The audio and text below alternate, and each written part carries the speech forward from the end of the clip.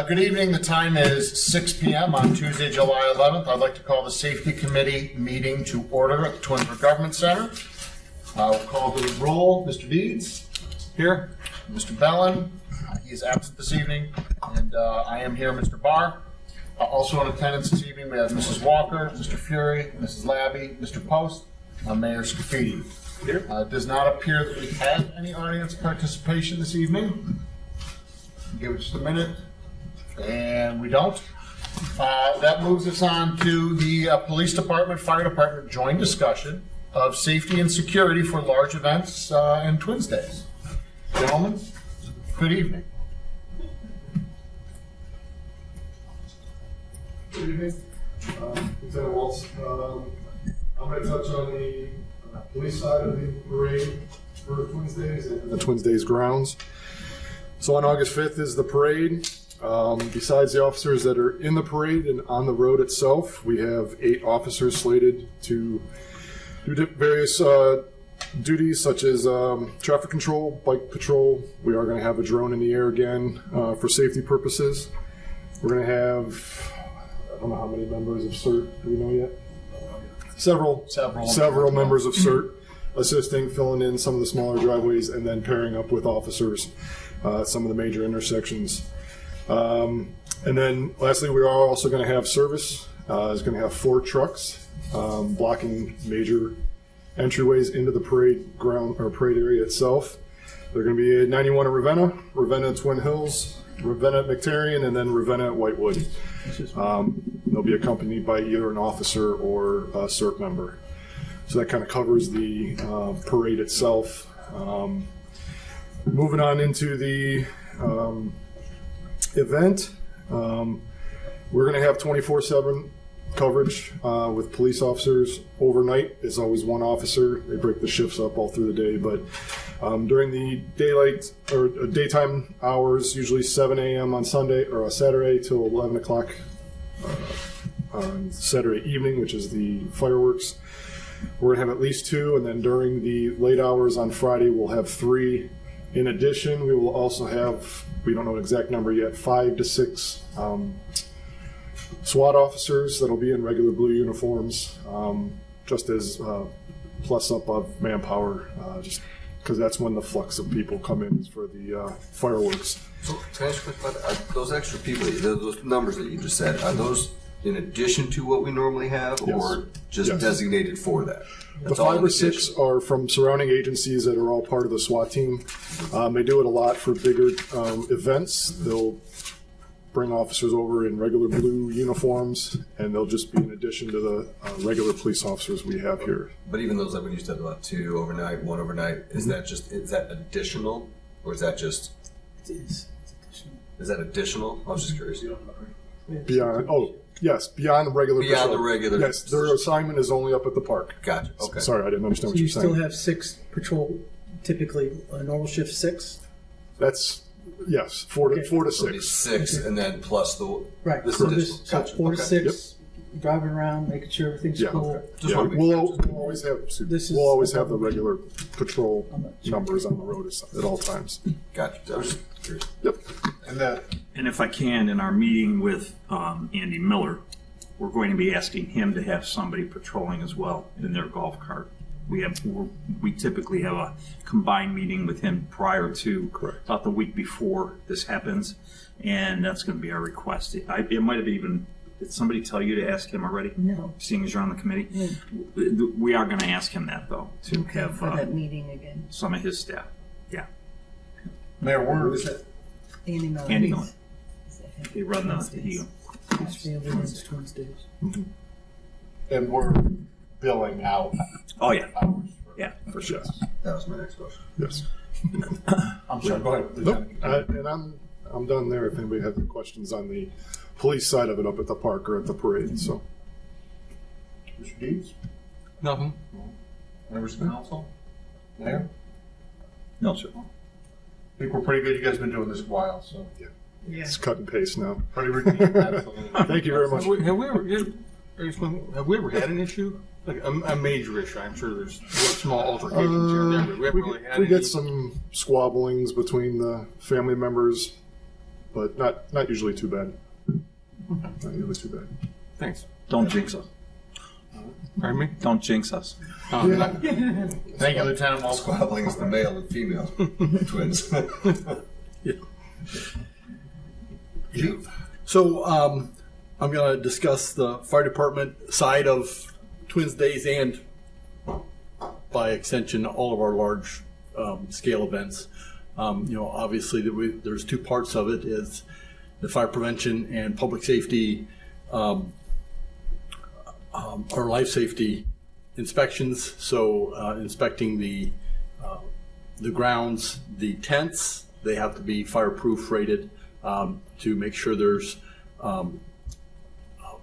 They have to have a current certificate for fire resistance in the tents, and then anytime a built structure is involved, in inspecting that as well, making sure occupancy levels are maintained, overcrowding isn't an issue, and make sure exit paths are established and there's not obstructions to the exit. So all those things kind of come into play. Some of the stuff we look at in preparations for the event. And then we're going to make some pretty significant changes for us this year.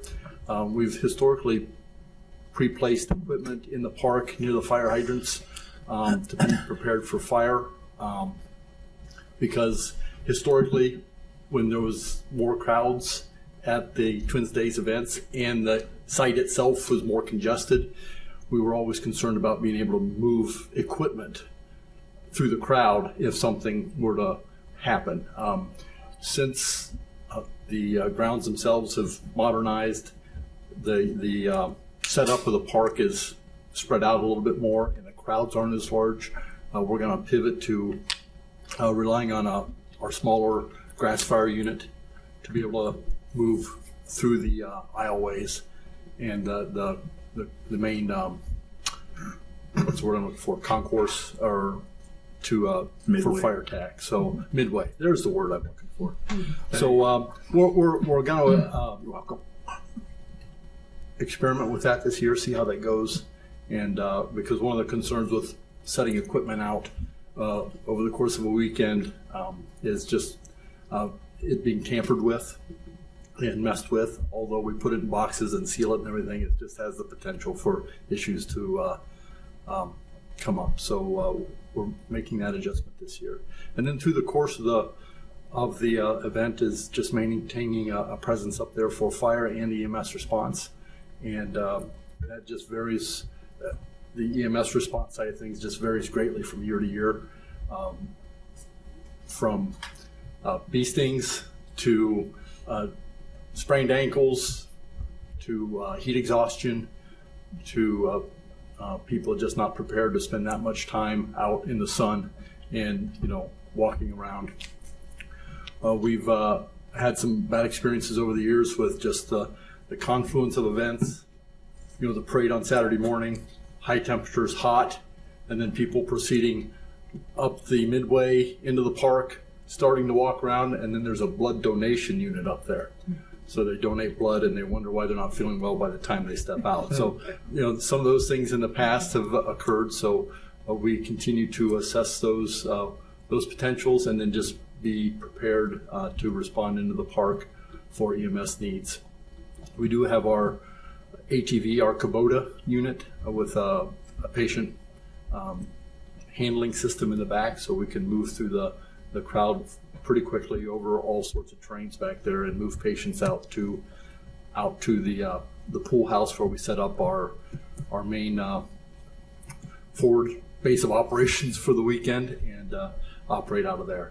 We do not maintain a 24-hour presence up there for the festival. We're mainly there from 7 o'clock till after fireworks on Saturday, and then from about 11 till close on Sunday. And that's the extent of our presence, usually with 3 to 4 fire personnel, and then supplemented by cadets, explorers, and on occasion we've had nursing agencies help us, but I don't know if that's going to be the case this year. But that's our approach to the Twins Days weekend, and again, the severity of there's just no way to judge what's going to happen any given week. So we hope for the best, but we're prepared for worse if it comes. So. Could be a mutiny, you know. Shiver me Twinbers. So also, this goes hand in hand with, I believe, last safety committee meeting, we went over the event planning packet that Chief Basso puts together. There's one assembled for this as well. So we make sure we have a lot of plans in place just in case something goes wrong, and a lot of pre-scripted information. So at the, in the event that something significant happens, we don't have to go looking for information. It's already in our hands, and we can just respond to whatever's happening and expand it as needed. So, and I think that covers what we wanted to share as far as Twins Days. Yeah. Unless you have any questions or concerns. Mr. Deeds, anything? No questions, Chair. Members of Thank you. council or Mayor? Pretty thorough. Yeah, it's pretty straightforward. How many years have you been doing this, Chief? Up there? 31 years. Yeah, you guys got this. I've only missed a couple. All right. Perfect. So we're under contract with Twins Days to support the additional services, correct? Correct. So is it a set amount or is it as needed? No, it's based on hourly rates. So Unfortunately- whatever is required to be spent gets covered? Yeah, but unfortunately, it's one of those contracts that was put in a drawer years ago and not taken out. And so when I opened it, it's expired in 2017. So we will be reviewing that contract and updating the contract. We couldn't do it now. I brought it, Karen, we talked about it. She's the representative. And there is a clause in there, I guess, that has to be how many days prior to the event? 90. 90 days to change Okay. so I couldn't do it Before this next year, you're gonna I wanted redo. to, but No worries. yeah, as soon as Okay. this is over, It's on the, There was a day when we used to subsidize all of it. from $90,000 to $100,000 of safety services Yes. between police and fire. There was a time, Yeah. and maybe there was some services. I think a bigger share of that might have been the service department Okay, back the in the day. electrician. So Electrician. it was and- yeah. and it was And, so mandatory all the that you rates could are take anything out. outdated. been asked to get their own electrician. All the rates are outdated Okay, on sure. the agreement. And that's, obviously something that was before your time, so we'll just address it after this. Let's I mean, get through there's this been year. rate changes since 2017. Yeah, no, absolutely. No, fingers crossed, So no we're incidents. taking care of Get that. through Okay. it, and we'll address it, and make sure that we are representing the citizens. to the And we best did of ask our them to get ability. their own electrician this year because our electrician just had other things to do on the weekend, did not want to work the weekend there. We're setting everything up, but Twins Days has to get their own electrician through the weekend.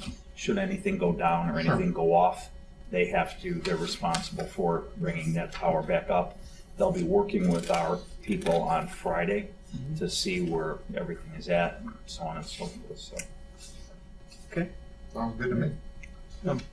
Any more Go, Mr. questions? Keith. Mrs. Labby, what's the attendance look like this year? Are we up, down? It's normal. Same. I mean, it's in the 800s, but it's as you get closer, it'll be over 2,000 again. Now, That's just paid. We just do paid. yeah, that's registered sets Right. of Twins, multiples. that's not. Multiple. That's not And it's necessarily attendance. Registered, yes. Yeah. This is just But that's registered probably a pretty good indicator of and paid. where we're It's gonna, normal. how many people we're going to get. Yeah. Okay. Thanks. So historically, this weekend for Twinsburg lines up with the Hall of Fame weekend down in Canton, and historically it lined up also with Firestone. The golf Not event this down year. at Akron, not this year, because now it's the seniors, Yeah. and they're This this weekend. week. So that has changed a little bit. So. Perfect. All right, I think we're good on the Wednesdays and all that good stuff. Thank you, Chief. You're Thank you, welcome. Lieutenant. I think you're next. You got Okay. the next couple. So that would be the weather warning siren. Weather warning sirens. So Yes, sir. obviously, monthly, I try to report on the status of those. It's been painful of late, but we are starting to see some results with the work Chief Boss has been doing to get things taken care of. So on Saturday the 8th, we had our test for the month of July, and 7 of the 9 sirens worked, which was a result That's high. And that was a result of some recent repair to one of the units at Liberty Road and Post and Liberty Road. And then on Monday the 10th, we had further work done on the unit at Cannon and Liberty.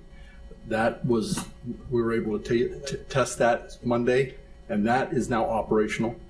So the only one that's not operational at this point is the one on Ravenna Road in the township. And as far as we know, they're attempting to address that. So The township's attempting to address that? yeah, the township takes care of their own sirens. Okay. So But in Twinsburg, in Twinsburg, all of our sirens, as best we would expect, they are operational right now. that's a knockdown. So So there's 8 out of 9 that are operational. 8 out of 9. 8 out of 9 in the Oh, so the one that's township is not part of that 9.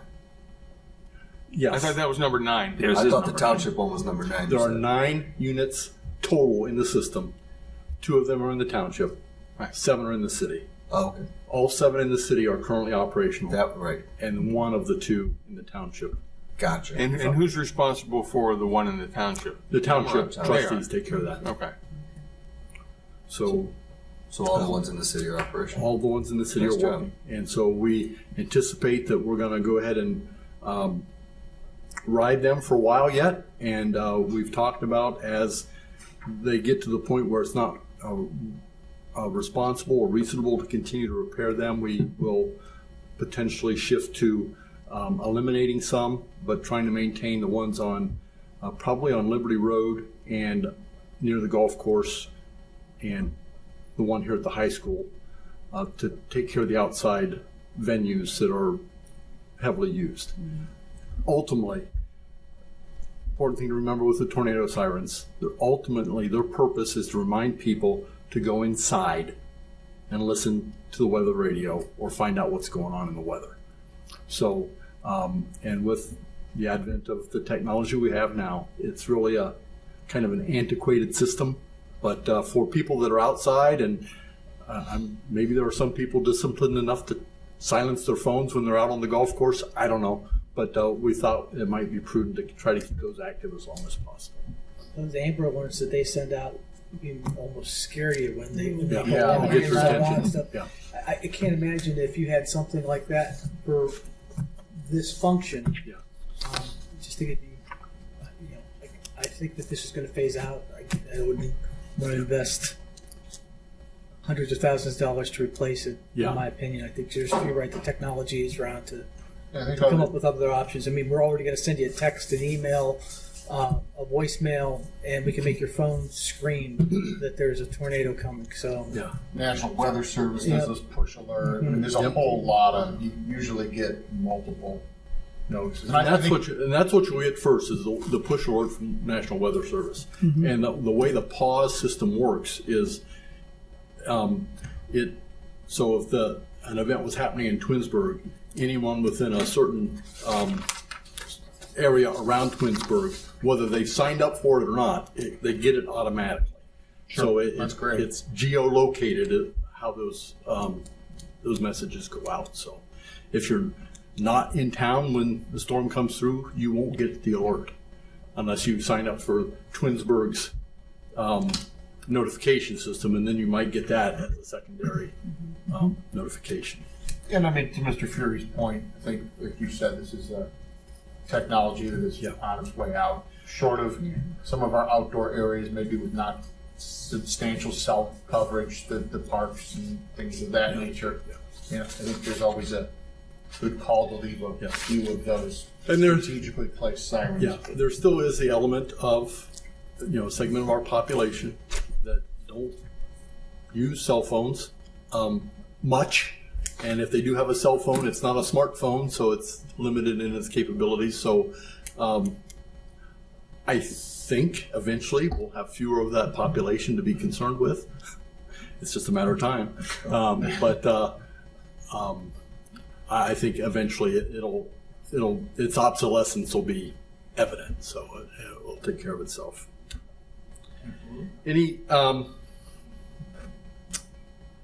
Let's see. Anything else on the weather warning sirens? Mr. Deeds? Members of council, anything? I think you touched on that. I think we're in good shape there. All right. Absolutely. Moves us on to ISO rating. Yes. So at last month's meeting, I mentioned that we got our ISO Insurance Services Organization rating, and it moved from a 4 to a 3. And this is one of those places like golf, the lower the score is better. So it is an improvement. And Shannon forwarded to all of you that report, so you have an opportunity to look at it for yourselves and see what it has to say. And essentially, there's 3 significant sections in the report. There's one that has to do with reporting the emergency and or our dispatch center and how they receive the information and pass it on to the fire department. So that's one segment. The next segment is the operations of the fire department itself. And then the third segment is the water supply system. So the water supply system, we got a 39.99 out of 40. And that's Cleveland Water. That's essentially, we have a robust system in Twinsburg, not including this weekend's event with the water main down here on Ravenna Road. But I mean, actually there was water there. It just wasn't where we wanted it. But so the robust water system, so that's good. Our dispatch center got good ratings. There's a couple spots that they have some room for improvement on, has to do with some training and some procedural things that they can put in place for the handling of emergency notifications. But obviously the big section is with the fire department and its operation. And we need to keep in mind when we're talking about ISO, they do not care about ambulances. This is for fire protection.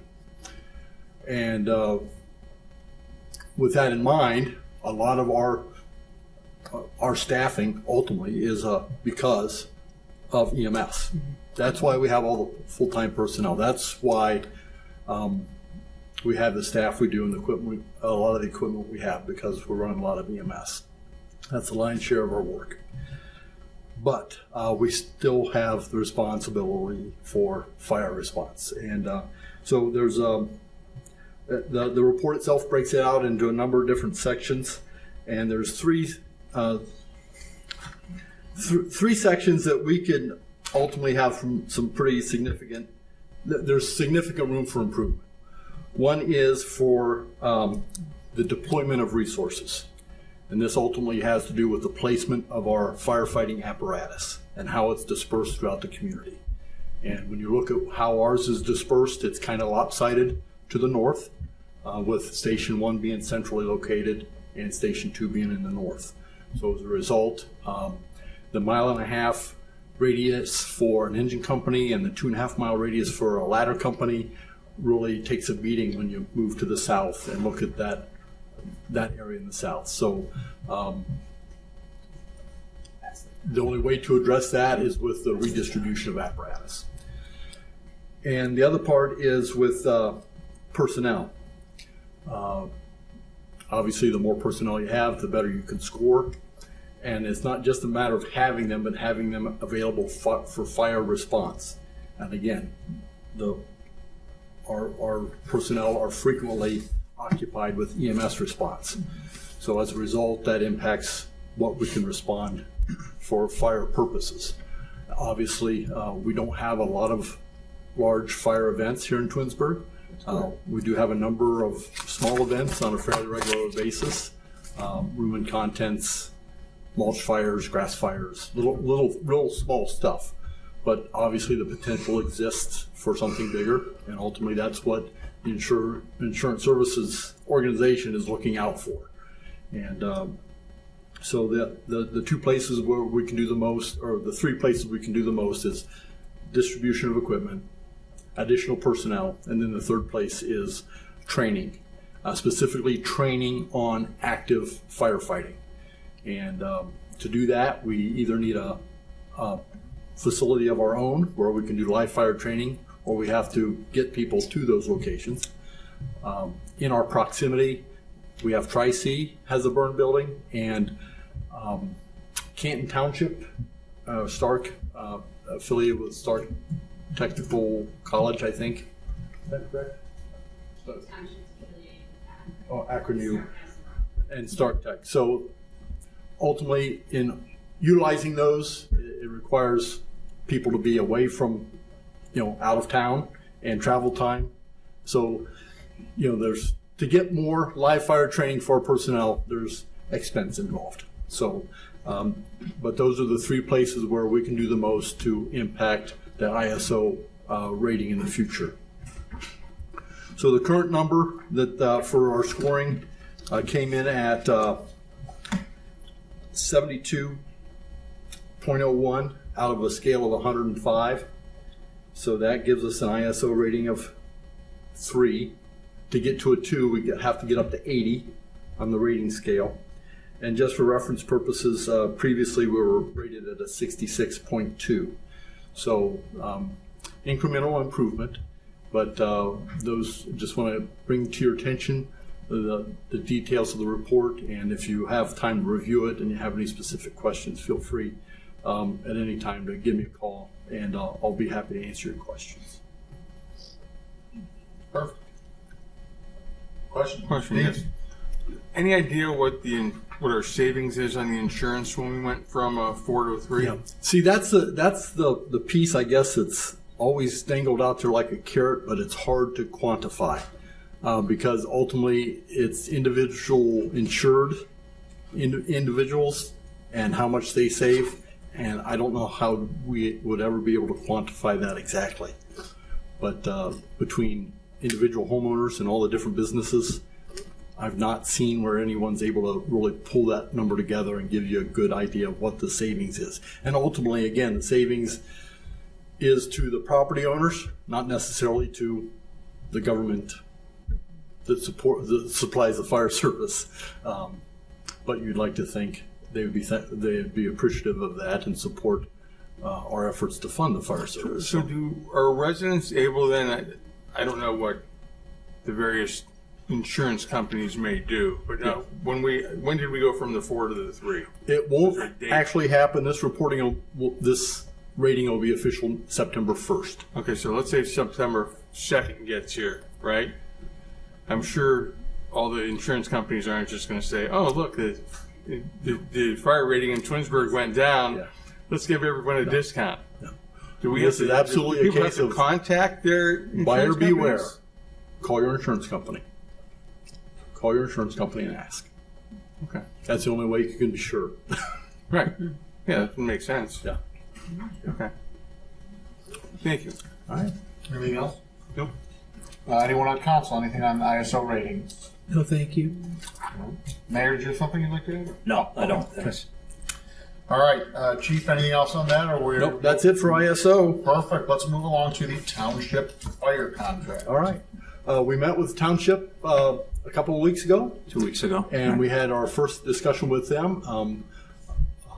Their administrator, Bob Kegler, and one of their trustees, Jamie DeFabio. And ultimately, they are pleased with the service we provide. And Administrator Kegler is especially pleased because all he has to do is pay a bill monthly. And ultimately, that's the relationship he wants to continue to have. He just wants to pay a bill and have a fire service. So everyone was agreeable, and I believe. Are you keeping the same formula? To look at? Is council going to have it tonight? No, it's over there now for their to go through the trustees. Once we hear that, what we agreed upon is okay, then it's going to come to council for approval here. So Were there any changes in the contract? Just updated Just fee the updated schedules? fees. Yeah.